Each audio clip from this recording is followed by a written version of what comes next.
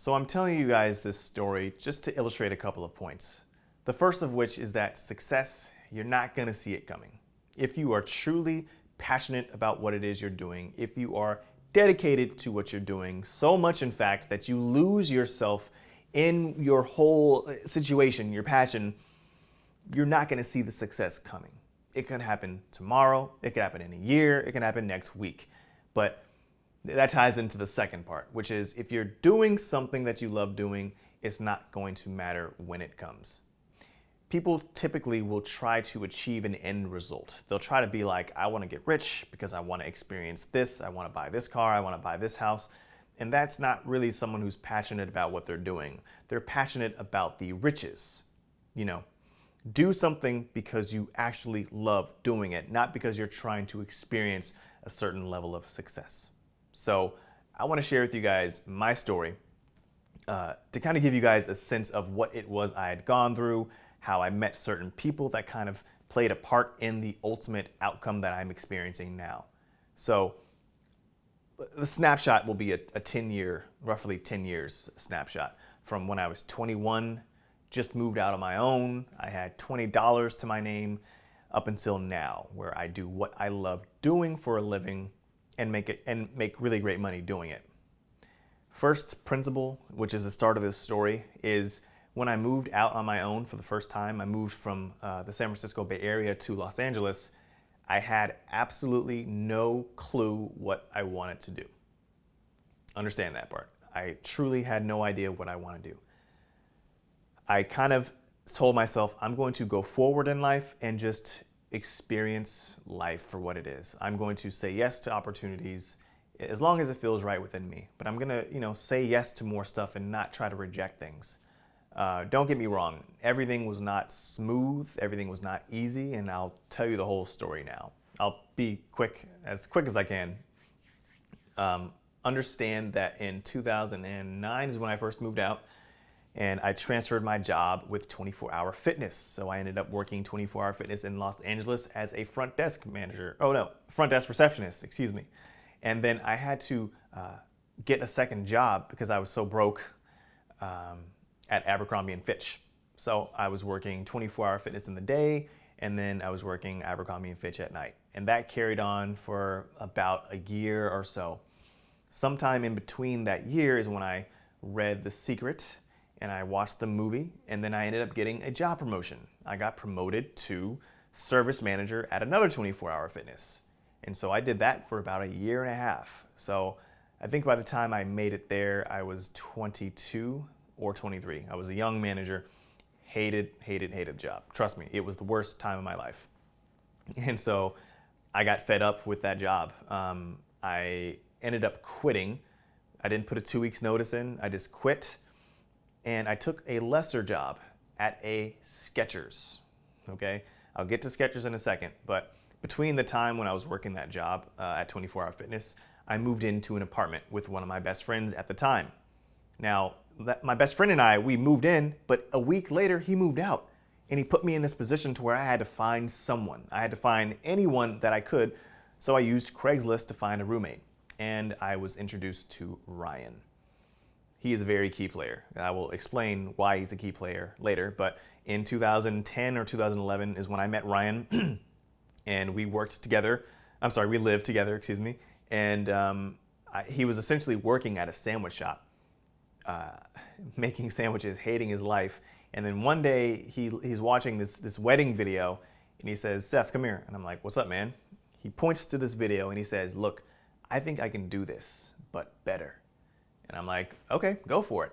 So Ryan, being the person that he is, ended up taking out a loan for like 15 to 20 grand, purchased all this camera equipment, and then he skyrocketed. I mean, his success just took off.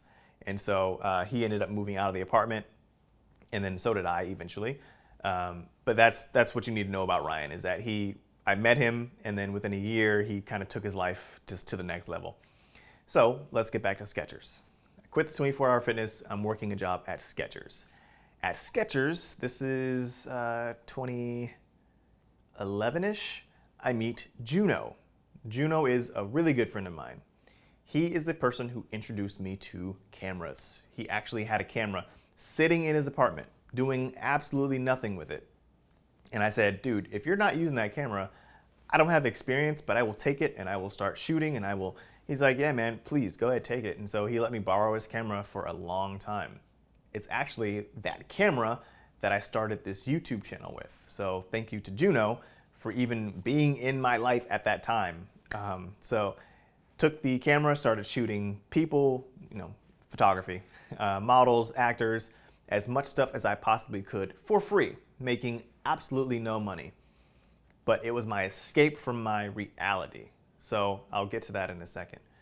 From Skechers, I quit and went to a hotel between 2012 and 2015. I worked at 2 different hotels doing hotel sales. So I started at the front desk and got promoted to sales, the corporate offices, and was doing that.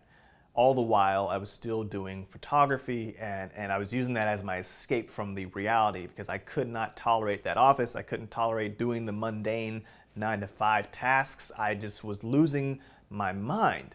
So photography for me was an outlet. It was my love, my passion. I would do it all day for free if I could. I mean, I was going to cool places with cool people, shooting amazing things, and it was just something that I fell in love with. And again, I made no money doing it. Between that time working at the hotels, towards the end of my time there, I got this idea. I said, you know what, we've got an events team. Why don't I reach out to the events team, ask them to ask the clients if they need a photographer for their event? And it worked. I mean, I was blown away. I was getting a couple of jobs every month or so. I was getting a couple of jobs, and I'm like, wow, this is amazing. The most important of those jobs was this one. This, in July of 2014, is when I made, I would like to say, my first good amount of money. It was $400 for doing a photo shoot, not a photo shoot, but for filming, shooting an event with the Harley Davidson team. There's a bunch of guys, a bunch of rich guys that own Harley Davidsons that tour around the California, Southern California. And they hired me, and the dude paid me $400 to do that. And it was so amazing that I wrote on this Post-it note that this is proof that you can generate or attract income outside of your 9-to-5. This is the time where I was riddled with self-doubt, didn't believe in myself. I didn't believe I could achieve anything, let alone that I could actually make money doing something with photography. So I was so happy, and I wrote this, and I've kept this check as a reminder, and I will always keep it because this is the small victory that I needed that showed me that yes, I can. Yes, I can make money outside of my 9-to-5. My 9-to-5 is not the only thing that can bring me income, and this was the proof that I needed. It's not the big successes in life that you need, it's the little victories. Those little victories tally up, and they start showing you that you are capable. So as long as you are dedicated to doing something, it doesn't matter if you're getting paid $1, if you're getting paid $100, it doesn't matter if you're not getting paid at all. As long as you're dedicated to it and you start receiving these small victories, that is important. That's going to give you the confidence to keep going and keep doing what you're doing. That is the sign from God telling you that yes, you are capable of this. So I needed that. From that point forward, I grew to really, really hate the 9-to-5. And so sometime between then, I should mention, I filmed a video with a girlfriend of mine, and I'll put the video in the description if I can remember. It was pretty terrible now that I look at it now, but to me it was amazing. I'd actually sent that off to Ryan, the videographer that I told you about. We moved in together. I forgot about him. We actually hadn't kept in touch for a few years at that point, but I sent him a video and he's like, oh, that's really cool, man. So towards, I think sometime in 2015 or 2014, Ryan actually reached out to me telling me, look, if you want, I will hook you up. I'm starting this video company, wedding video company, a secondary one, and if you want, I can make you a part-time wedding videographer, so you can make more money than you make at your 9-to-5, probably in 1 month, in 1 day doing weddings. And I'm like, yeah, I'll do that. So ended up taking Ryan up on that offer, and then things kind of changed. I was getting ready just to quit the 9 to 5 and just move to Oregon and just say, I'm done with it. But then Ryan was like, look, man, something has changed. If you want to move to the East Coast and do weddings full time, I've got a position. I'm opening a company on the East Coast and you can be in charge of that. You can shoot it. I'll pay for the advertising. You just kind of show up and shoot. And I was like, oh yes, please, please, I will do that. And I truly didn't believe it. I couldn't believe it. Like something so amazing was happening to me. I'm still to this day. That was August of 2015 when I made that move. I moved out here to the East Coast and I've been doing full-time wedding videography since then. I still can't believe it, okay? I'm living it and I still can't believe that it's happening to me, but it happened. And it happened because of those principles I was telling you. I submitted myself. I gave myself to the experience. I said yes to new opportunities. I did what I loved doing for free, even though I wasn't making money. I just loved what I was doing. And you gotta understand, when you're dedicated to things, like I said, the time it takes for it to actually materialize into something of value is not really important.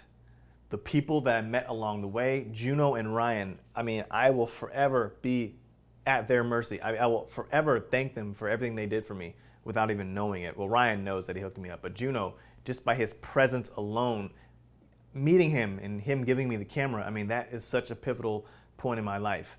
I'm saying this because you never know who is going to be who later on in your life.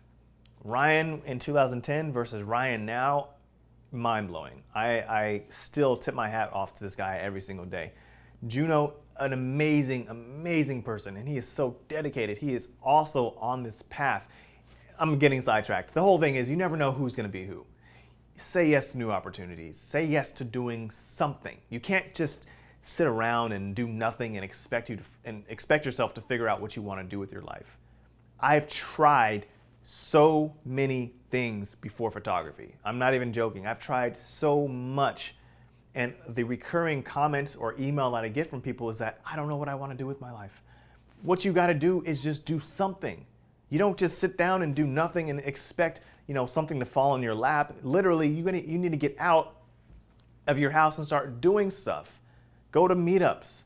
Figure out any local events. Start volunteering. Just get out and do something, because that is the momentum that's going to bring you something into your life. But when you're sitting on your couch at home or you're at your desk just looking at YouTube videos and stuff, there's no momentum there. So how can anything possibly fall into your lap? How can you possibly figure out what you want to do if you're not putting effort towards doing something? The key is do something that gives you that feeling of happiness, of escape. Like some people like to write, some people like to draw. Just do something that gives you that freedom from within. And that I feel is that's the thing that you are probably going to be most passionate about. And like I said, just kind of submit yourself. Just give up yourself to that experience and do it simply because you love doing it. It doesn't mean that you're going to make money off of it now. It doesn't mean that you're going to make money off of it in 5 years, but do it simply because of your love for doing it. And I feel that if you stay on that path and you keep doing things and taking actions towards just doing that thing all the time as much as you can, something is bound to happen for you. I'll do a little bit more future videos where we talk about affirmations, because yes, I did use affirmations, specific affirmations that were important for me to help get me to this point in life. I truly relied on affirmations to kind of help me believe that things are possible. But I'll touch base on that at a different point. So I know this video was very all over the place. It wasn't really formatted. It was really just off the top of my head. I hope that within this message there is something of value for you here.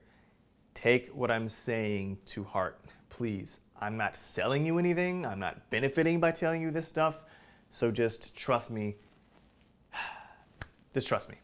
And I'll be doing more videos in the future, like I said, to help give you a little bit more clearly defined paths towards your success. So hope this video helps. I will stop rambling now, and I will talk to you soon. Peace.